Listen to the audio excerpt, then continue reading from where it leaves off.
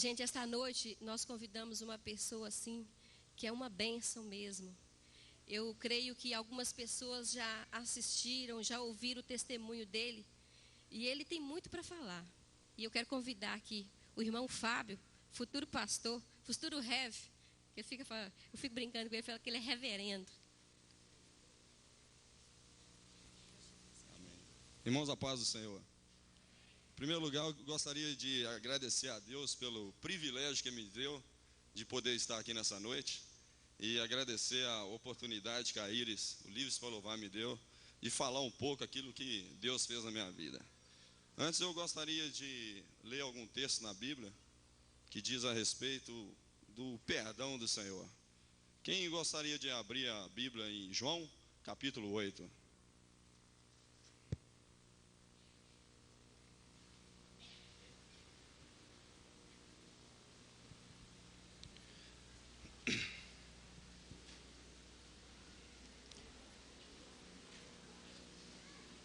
Quem não tiver Bíblia aí, aproxima de quem não tem. Esse texto é um pouco grande, mas eu vou ler bem rápido aqui. Jesus, entrando, foi para o Monte das Oliveiras. De madrugada voltou novamente para o templo, e todo o povo ia ter com ele. E assentando os ensinava. Os escribas e fariseus trouxeram à sua presença uma mulher surpreendida em adultério, e fazendo-a ficar de pé no meio de todos, disseram a Jesus: Mestre, esta mulher foi apanhada em flagrante adultério, e na lei nos mandou Moisés que tais mulheres sejam apedrejadas. Tu, pois, que dizes? Isto diziam eles, tentando para terem de que o acusar. Mas Jesus, inclinando-se, escrevia na terra com o dedo. Como insistisse na pergunta, Jesus se levantou e lhes disse: Aquele que dentre vós estiver sem pecado, seja o primeiro que lhe atire a pedra. E tornando a inclinar-se, continuou a escrever no chão. Mas ouvindo eles essa resposta e acusados pela própria consciência, foram se retirando um por um, a começar pelos mais velhos até os últimos, ficando só Jesus e a mulher no meio onde estava.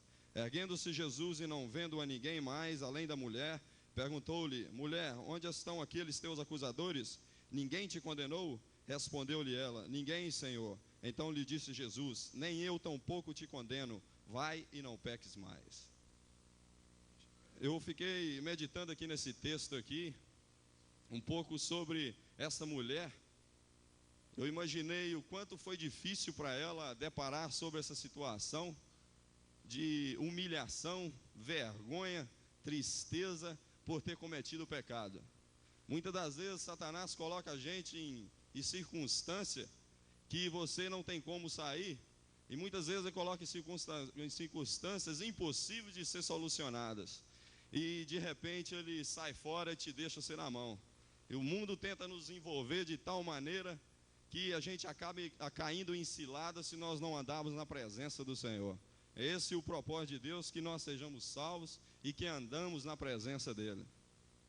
Há 2 anos atrás, eu acho que poucas pessoas aqui sabem um pouco o que aconteceu na minha vida. Há 2 anos atrás, estive envolvido com drogas.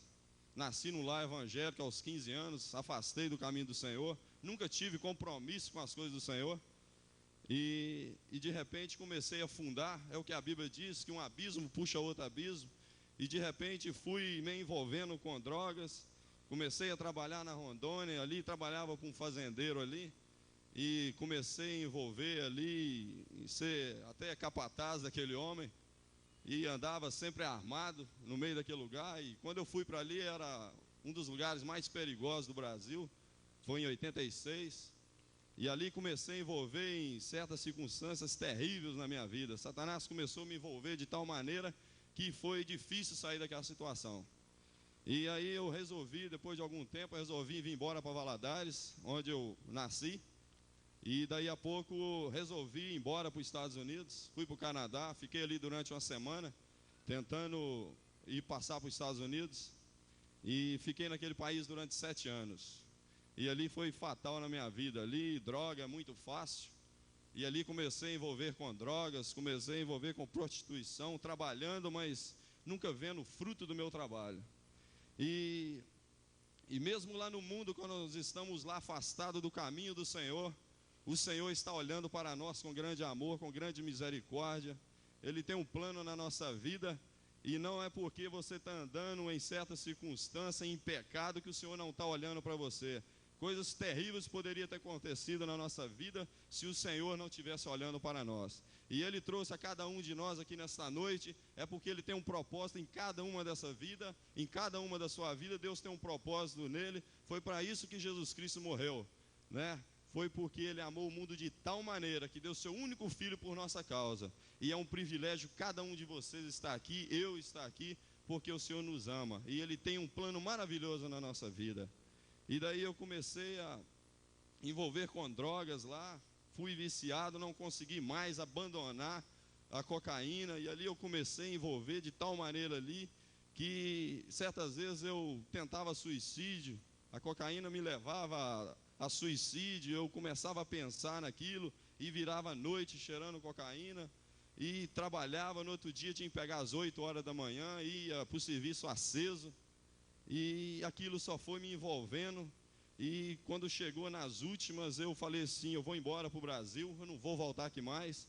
E chegando lá eu vou envolver em crime, eu vou envolver em tráfico de droga e nunca mais eu vou trabalhar na minha vida. E é esse abismo que o Satanás tenta nos levar.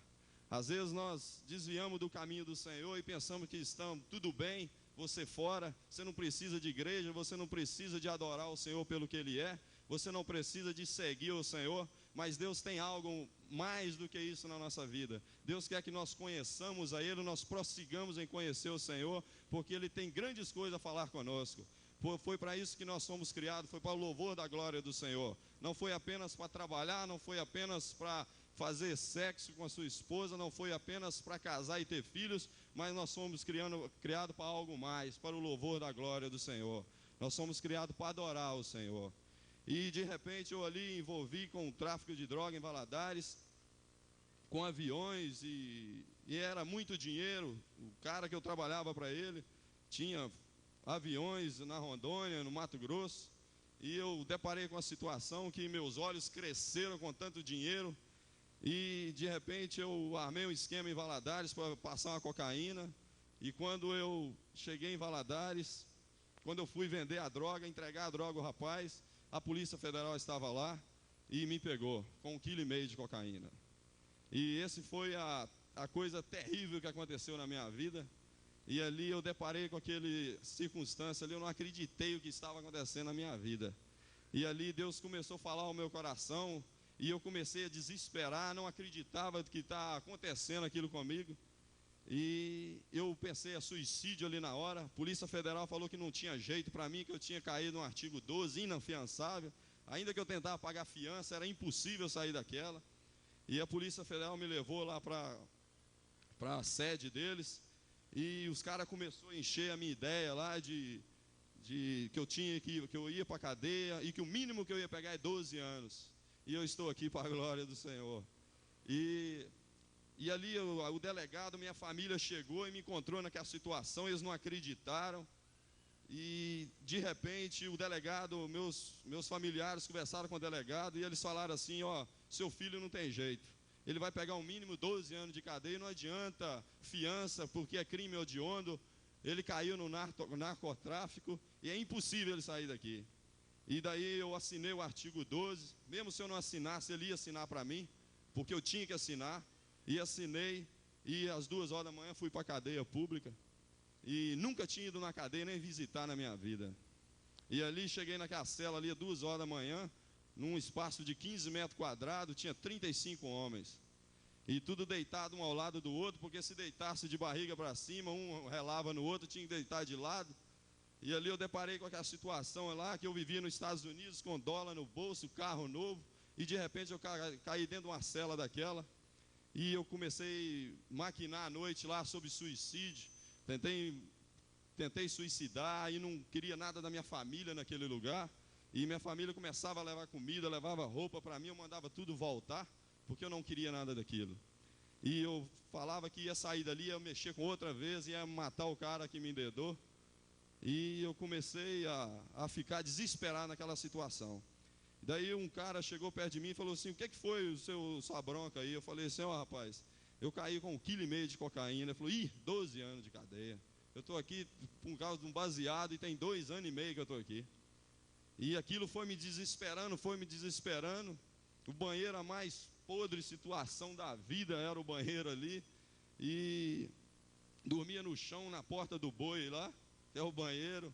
E ali eu comecei a deparar com aquela situação e Deus começou a me moldar, começou a prender o meu espaço físico. Muitas das vezes a gente depara com situações porque o Senhor quer prender até o seu espaço físico para que você dobre o seu joelho e que você confesse que o Senhor é Deus da sua vida e que é impossível você caminhar sem a ajuda do Senhor.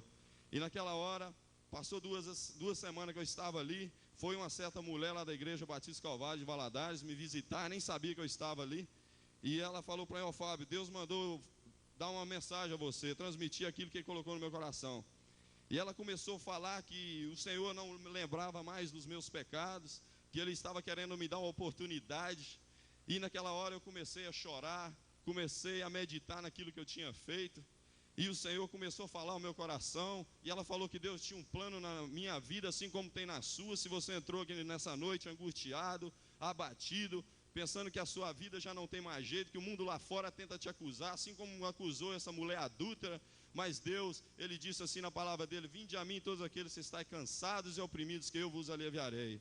Deus está sempre a nos perdoar, Deus está sempre a nos amar. Basta que nós chegamos até a Ele, confessamos que Ele é o Senhor da nossa vida.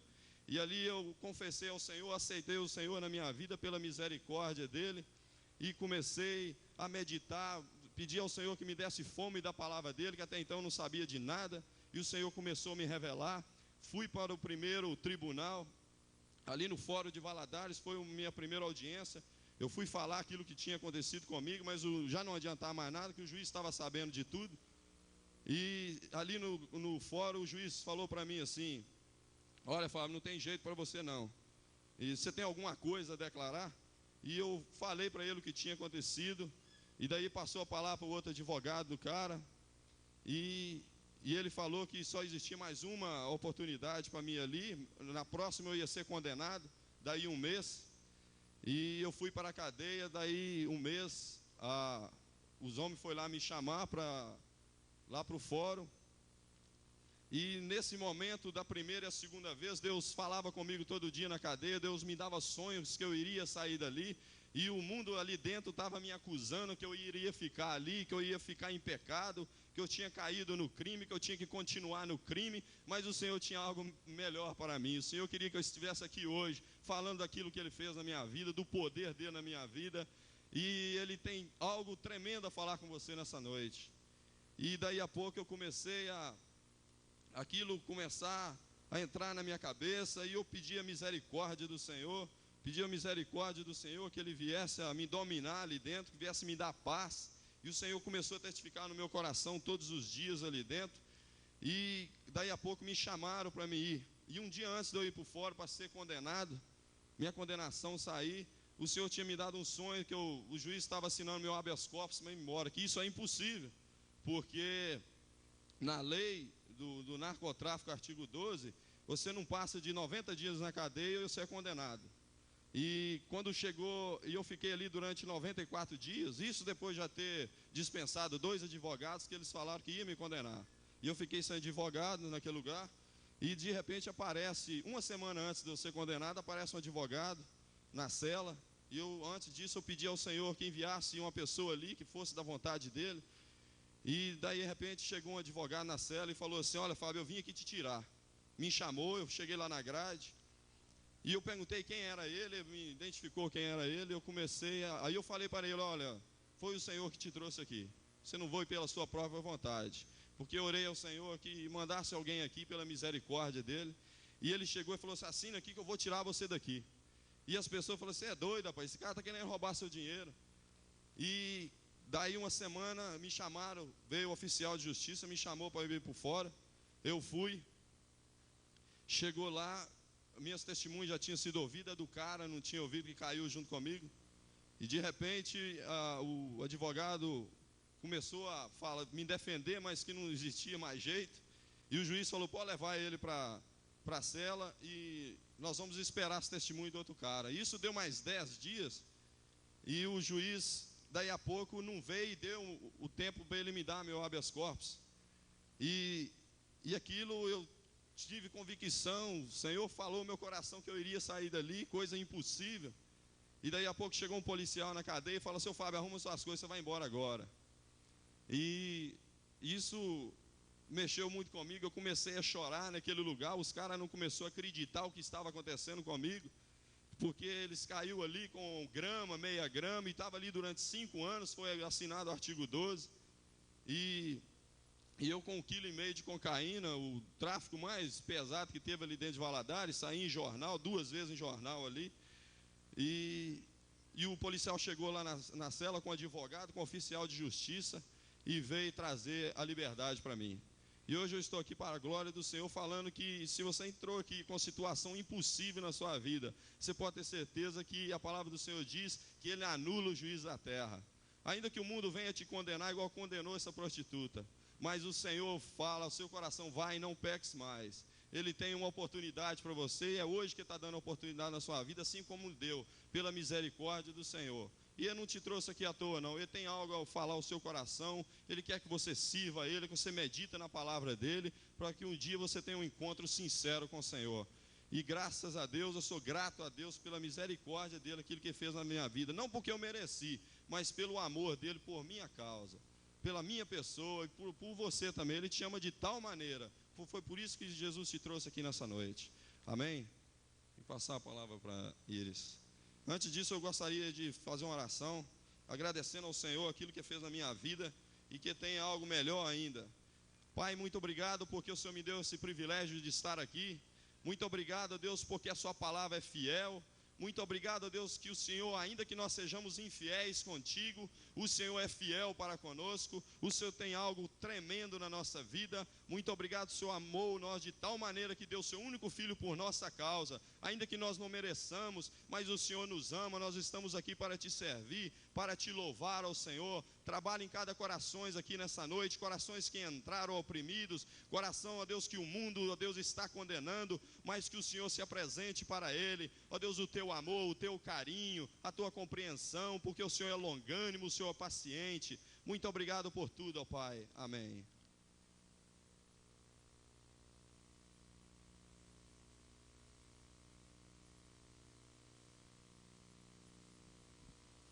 Deus continue te abençoando, Fábio, cada dia mais. Que bênção, né, gente? Isso é só o Senhor mesmo. A música que os meninos vão cantar agora, ela chama Consumo, é do Catos Barneia. E essa música fala exatamente do testemunho do Fábio. E assim, Deus tem abençoado tanto o Livres para Louvar, que até assim, quando nós escolhemos essa música, então nós pensamos assim: mas por que numa noite tão alegre, com crianças e adolescentes, e falar de drogas, de cigarro, de fumo? Mas é isso aí, gente, nós temos que dar um alerta aos nossos adolescentes, porque tem muitos afundando na droga.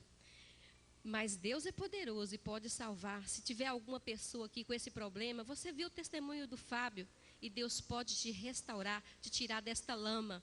E prestem bem atenção, os meninos vão fazer uma dublagem com esta música que chama Consumo.